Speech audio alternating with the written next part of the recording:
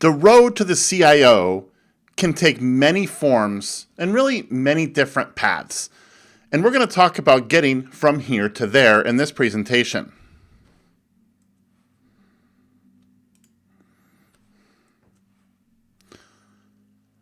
First of all, what is a Chief Information Officer? Generally, it's the senior-most leader of the technology organization.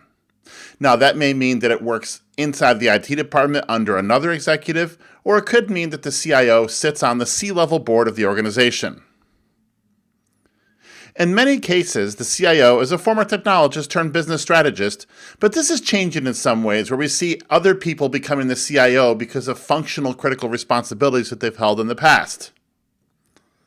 The CIO typically has a broad understanding of the business, impeccable communication skills, and a grasp of technology's potential and limitations. Notice that it doesn't say that they have huge technology skills. While that's possible, and it's often the case, CIOs don't necessarily have to be technologists first. The terms CIO, IT Director, and Chief Technology Officer are sometimes interchanged, but there are distinctions that are important, and I'll touch on this more in a little bit. And as I mentioned, there are a lot of pathways to the CIO role, and we'll talk about those as we go on as well. And I'm going to talk about my path to the CIO. I spent a lot of years as an IT director and CIO, but I started my career way back in 1994, and it was in very technical roles, including network specialist, systems engineering roles, and roles like that. I did a lot of user support, I did a lot of programming and development, so I did a little bit of everything. My first foot in the management door was when I assumed leadership of the network services department at a private college in upstate New York. I moved into my first of two IT director roles, one at the National Association of Attorneys General and one at a private college, different one, in upstate New York. After that, I landed my first actual Chief Information Officer role in 2006 at yet a different private college, but this one in Missouri. Since then, I've performed interim CIO and other leadership consulting roles because I left my CIO role. I needed to do something else. But I also leveraged what I learned as a CIO, and I co-founded ActualTech Media in 2012. I'm going to talk about my roles and how I saw them aligned with what CIOs are supposed to do and what the title is supposed to mean. Now, I mentioned that we're going to talk about the difference between a CIO, a CTO, and an IT director. We're going to do that here. When I was the IT director at the National Association of Attorneys General, this was very much in the vein of what you would consider a CIO or CTO role, but with a director title. There was some internal operational responsibility, and this will all make sense in just a second, but it was far more focused on external constituencies, namely the 56 states and territories attorneys general. We worked deeply with those attorneys general in their offices on the technology front to make things better. Now, we did have internal operational responsibility as well, of course, keeping the network running, keeping systems running, but it was very much more of an external-facing role to help those states' AGs. And that's one of the differences between a CIO and a CTO. So a CTO is often more external-facing, a CIO is often more internal-facing. These are not hard and fast rules, but it's just the way things have sort of fallen out in a lot of organizations over the years. As an IT director, you're typically more internally focused. So you're not as focused on the external constituencies, you're focused on IT operations internally. After that job, I moved to upstate New York again, where I became the IT director at Elmira College. This was very operational, very appropriately titled as an IT director. This was not a CIO role, which is one of the reasons I left. And if the CIO title were granted, it would have been very operational, but it really would have been a stretch given the organization. The organization was not prepared for any kind of CIO role, which is one of the reasons I moved on to a different role. And that's where I became the Vice President and Chief Information Officer at Westminster College in Missouri. I would say that at that role, they were equally strategic and operational in nature. We were focused primarily on internal constituencies, but it was an appropriately titled role. It was more of an operational CIO, but it had a strategic and transformational element to it, but a little bit less. And this is all going to make sense in just a second here.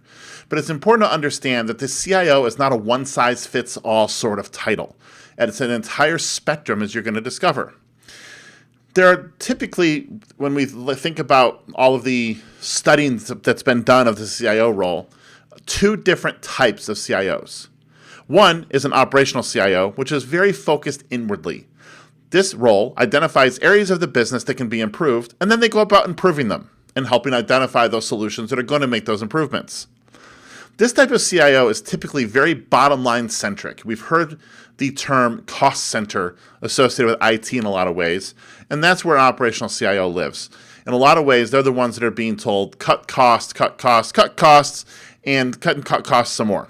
And that's one of the things those CIOs have to contend with. On the other hand, we have the transformational CIO, which is primarily focused on external constituencies. You may also hear the CTO role being used in this aspect here, and you'll hear about this in my conversation with Keith Townsend, CTO advisor, later on.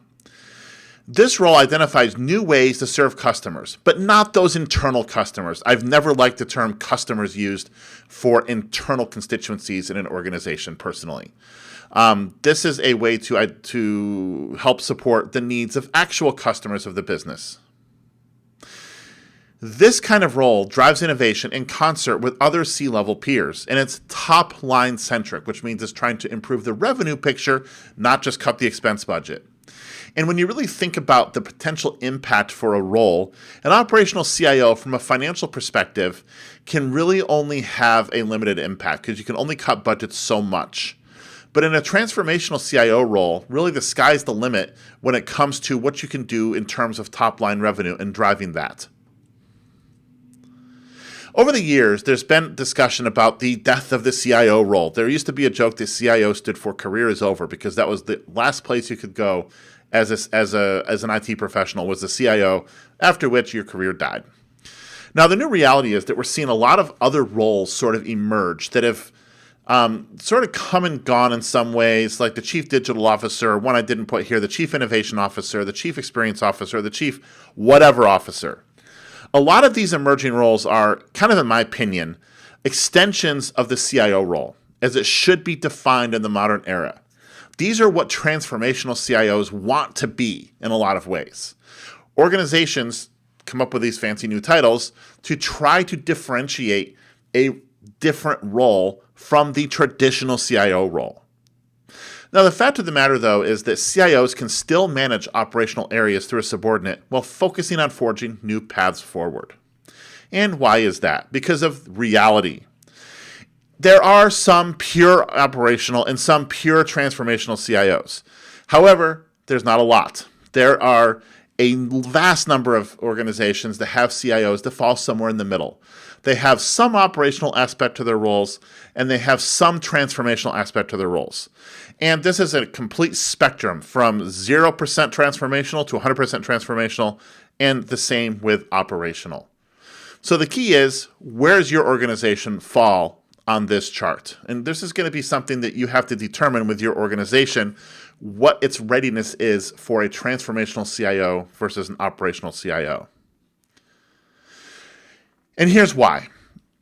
The reality is that a lot of organizations aspire to being ready for a transformational CIO. I've seen all kinds of organizations like this. They say, we want X, Y, and Z from our CIO. However, they're mired in operational CIO challenges. They have networks that don't stay up. They don't have fully funded plans for desktop replacement or just things that aren't working operationally. In these instances, those CIOs are constantly putting out fires. And this is an organization that's going to be looking for ways to cut those costs that we talked about before. They're not going to be looking for ways to transform the organization as much as they might want to. They have to have a mindset change, and that's absolutely critical. And this is one of the reasons why I think we've seen a rise in alternative CIO titles, such as that CDO or Chief Innovation Officer and all those other things. It's not always the case, but it's often the case. In these instances, the C-suite and culture are not always ready for true transformation. And this is something that has to come from the top. An organization's culture has to be prepared for the kind of transformation that can come from a true transformational CIO. And as I mentioned, in reality, traditional versus transformation is a spectrum. Now, when we think about the critical success factors for a CIO, like what characteristics does a CIO have that make them successful? First of all, let's talk about technical capabilities. For an operational CIO, It's critical that they have some technical skills. They have to be able to understand what's happening under the hood so they can help address real problems.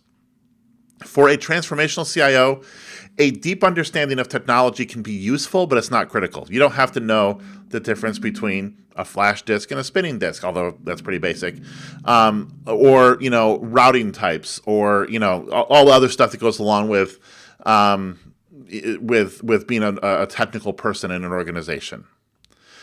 Business savviness is really important for both roles, but it's more useful for an operational CIO, but absolutely critical for transformational CIO.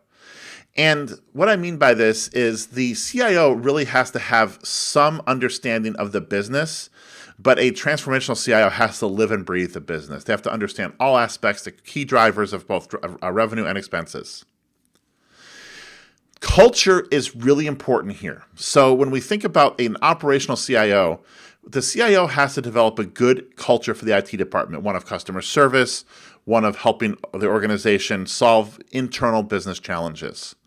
When we think about a transformational CIO, though, the culture aspect has to be an enterprise-wide discussion. This is the role that's going to be helping the organization as a whole forge a new path forward using technology. So they have to be adept at helping address cultural issues that may be blockers to making that happen. And that's one of the things we talked about before. If an organization has an operational CIO and they're looking at hiring a CDO or whatever the case may be, it's because they feel like their current CIO doesn't have the skill set to push the organization in a different direction culturally that's really critical. And I think that's something that people need to understand. And from a soft skills perspective, which has been a discussion today, will be a discussion today, this is absolutely critical regardless of the type of CIO you are. If you don't have soft skills, you can't be a CIO. Some of these soft skills are things like the power of persuasion or sales. It doesn't mean you have to be going and knocking on doors, but you have to understand how to persuade people to your point of view to make things happen. This is very useful for an operational CIO trying to get funding for a pet project or a need to do an upgrade, but it's critical for a transformational CIO that's going to have a much larger hill to climb to help an organization understand where it may have shortcomings and has to make deep changes to the culture or to the operations to get to the next level for business. Presentation and communication skills are important for an operational CIO, very important, but absolutely essential for a transformational CIO. This means you can speak, you can write, you can talk to people, and you can get in front of them in a room and actually do a presentation if you need to. And this means the board as well. You may be getting in front of the board in an operation-centric way as a CIO, an operational CIO, or in a business-centric sort of way as a transformational CIO. You have to also understand how to manage change, and this is important for both types of CIO, but to a different degree. The operational CIO has to be able to manage change and help people understand what the impact of technology changes may be. The transformational CIO has to help the organization understand what the potential change impact is for true transformation initiatives. So, how do you get from where you are today? I don't know where you are. You could be a network specialist right now. You could be on the help desk. You could be in an IT director role. You could be an IT manager role. So, this is going to be different for all of you. But how do you get from where you are to being a CIO? First, decide what kind of CIO you want to be. Now, there is more longevity in a transformational CIO role today than there is in an operational CIO role. However, if you are a very technical person, you may find more comfort in an operational CIO role to help get your feet wet because it's something that's more familiar to you. You're still touching the technology, but one of the things you may want to consider is getting into an operational CIO role to become more adept at the C-level sort of things and then transforming yourself into the transformational CIO role over time. And that may mean a difference in education. As a transformational CIO, you need significant business experience, an MBA or both. You have to understand the soups and nuts of the business from start to finish. For operational CIO roles, certifications and a bachelor's or master's degree in a technical discipline will be helpful. It's not always required. There's a huge debate on whether or not degrees are required.